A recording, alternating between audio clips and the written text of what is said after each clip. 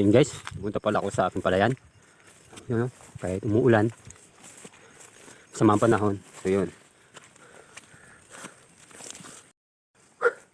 So yun, kahit masamang panahon guys, hindi natin alintana yan. Basta malinis natin yung ating taniman.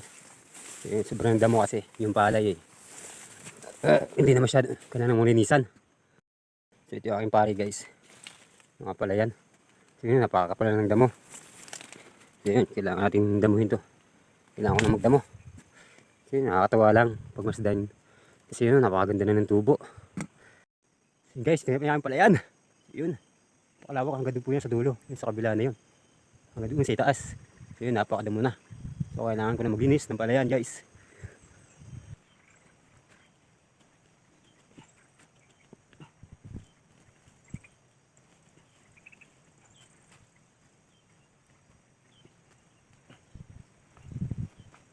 Sa yung pagmasdan kasi yung mga pinaghirapan mo.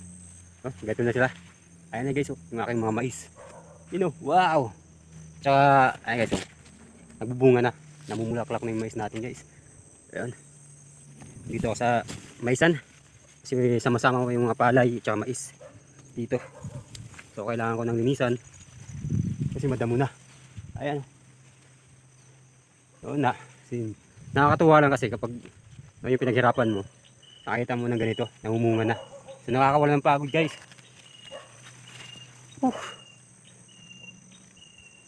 Yun, yung ating taniman. Di ko na makita yung paligid. So nakakatuwa lang. Kasi ipinagpaguran mo, eto na. So hindi natin kailangan na marang yung buhay. Kaya simpleng buhay lang. Ito. Yan. At least kontento, masaya. Okay guys. Isa yung ating taniman. Kasi yun mga katrubs, malawag tong ating maisan. Tsaka yun malabas na yung kanyang mga bunga. Kahalo po niya yung mga palay. So ito po mga palay po yan. Palay, so lalaki na. Isang buwan na po mahigit yan. So yun, napakalawak pa yung dadamuhin ko mula sa taas. Ayan, thank you for watching.